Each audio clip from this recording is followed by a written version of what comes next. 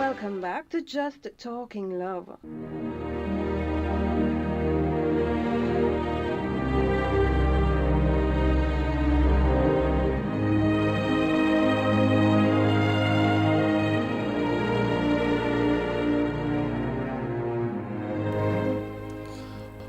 Now, how many of us are listening to the voice of love?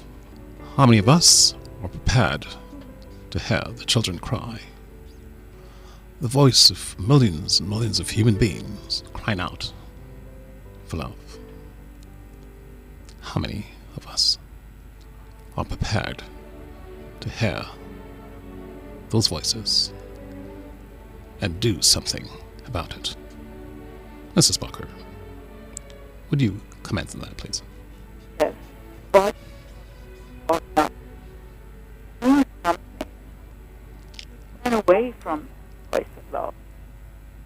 You'll never get another chance. So touch somebody's hand with love. We have a bad connection there, but I think she was saying that we must not just hear, but do something about it and ensure that what we do will be felt. I think we've lost Mrs. Barker now, so we'll proceed to another feature entitled Love Liberates.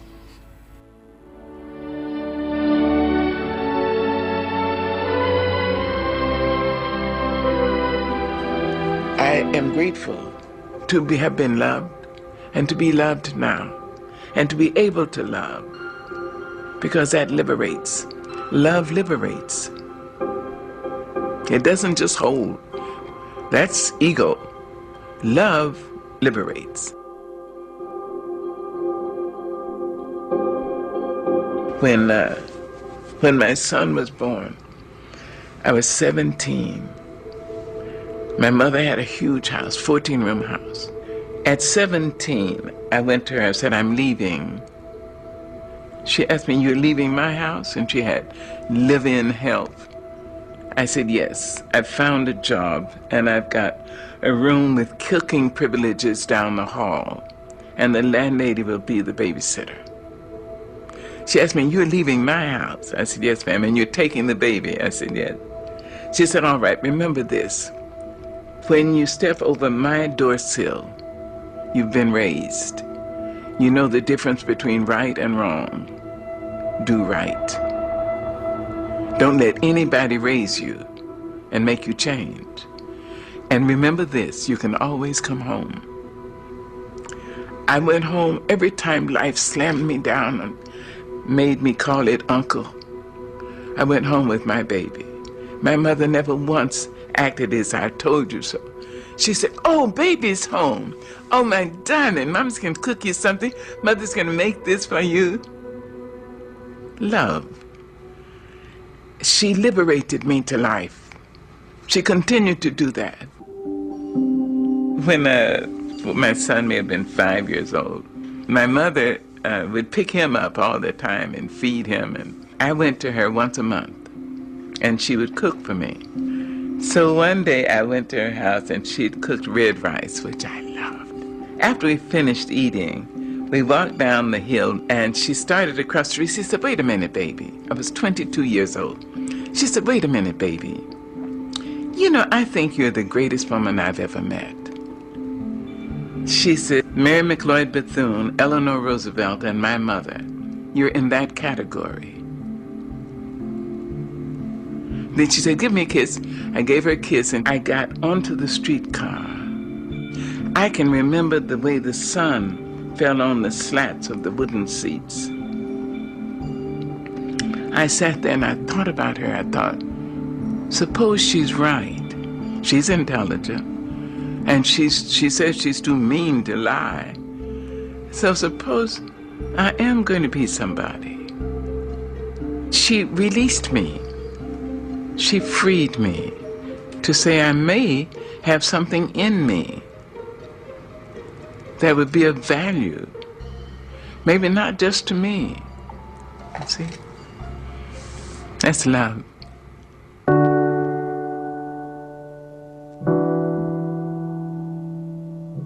And when she was in her final sickness, I went out to San Francisco, and the doctor said she had three weeks to live. I asked her, would you come to North Carolina? She said yes. She had emphysema and lung cancer. I brought her to my home. She lived for a year and a half. And when she was finally, in extremis, she was on oxygen and fighting cancer for her life. And I remembered her liberating me. And I said, I hope I'll be able to liberate her. She deserved that from me. She deserved a great daughter, and she got one. So in her last days, I said, now, I understand that some people need permission to go. As I understand it, you may have done what God put you here to do. You were a great worker. You must have been a great lover, because a lot of men, and if I'm not wrong, maybe a couple of women, risk their lives to love you. You were a piss-poor mother of small children, but you were a great mother of young adults.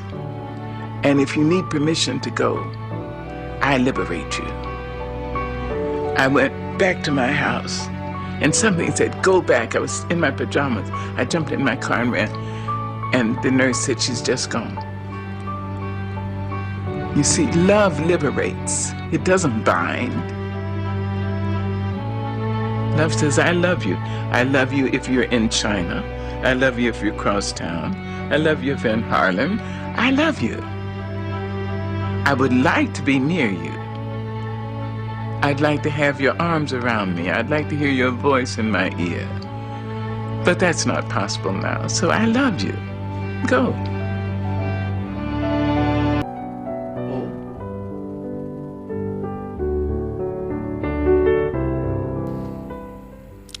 Isn't that a true expression of love? Do you think that can be extended from family to the relatives, to the friends, to people in each community around the country, and from the country to the world? Do you think it's possible? It is definitely possible if we're patient and gentle and be a little objective with ourselves. And in that we must remember that we're here to learn, to grow, and become better. Of course, this takes time.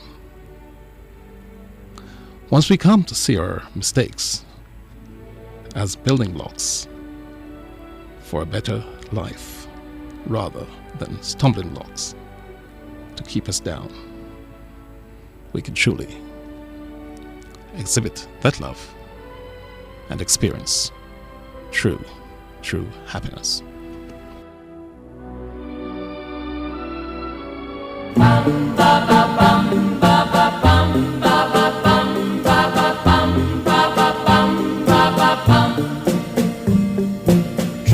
True happiness will follow.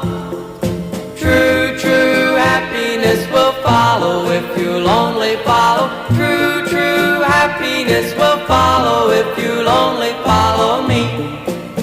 Yeah. When you're feeling lost inside, let my true love be your guide. True happiness will follow if you'll only follow me. Yeah. True happiness will follow. True happiness will follow if you'll only follow. True happiness will follow if you'll only follow me. Yeah. Come with me and find the way.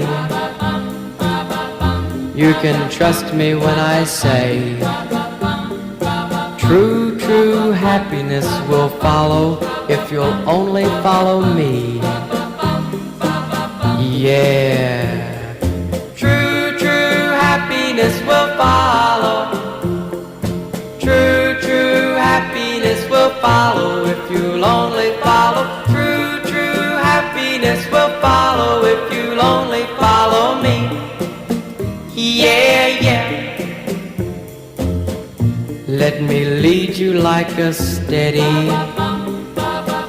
Take my hand and say you're ready. True, true happiness will follow if you'll only follow me. Yeah. True, true happiness will follow. True, true happiness will follow if you'll only follow. True, true happiness will follow if you'll We're just only talking. follow me. Just talking. Yeah, yeah. Yeah, yeah. Yeah, yeah.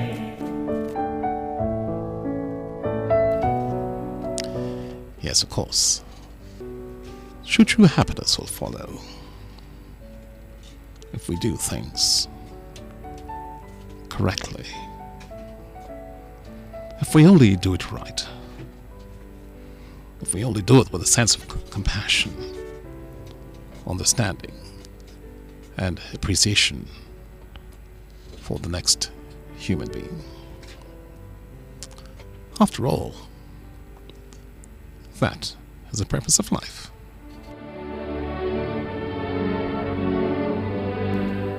And now, we will play for you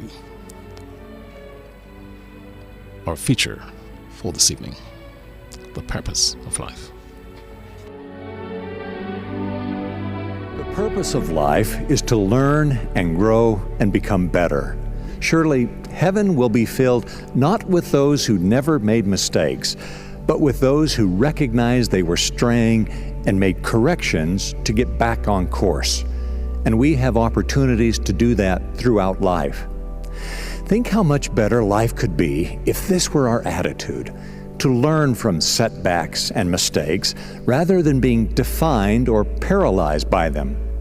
Anyone who has ever been lost or confused knows how absolutely vital it is to occasionally reassess the direction of our lives.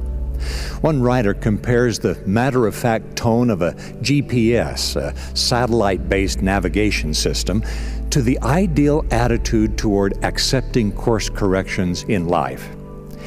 Here's what I really love about the GPS, she says. When you miss the turn, it doesn't fall apart. It just calmly says, recalculating, and tells you how to fix your mistake. And then she laments, I wish I could be as gentle and objective about my life mistakes as the GPS is about my driving ones. How marvelous it would be to be able to see things objectively and say to myself, well, you missed that turn, but we can still get you there. We all need to recalculate from time to time. It might be a change of plans or goals, an adjustment in our expectations and outlook, a fine-tuning of our attitude and character. In all these course corrections and recalculations, let us be patient and gentle and a little objective with ourselves.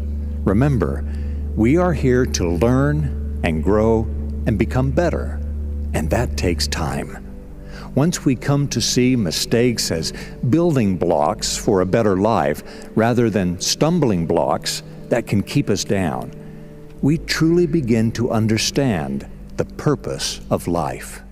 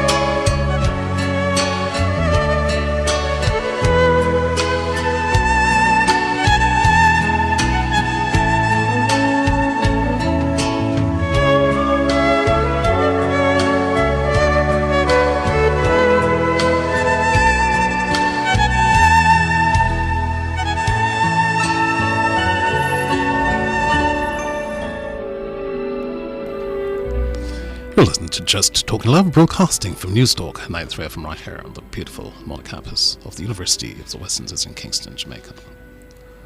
We're about to take a short break. We'll be back with you momentarily.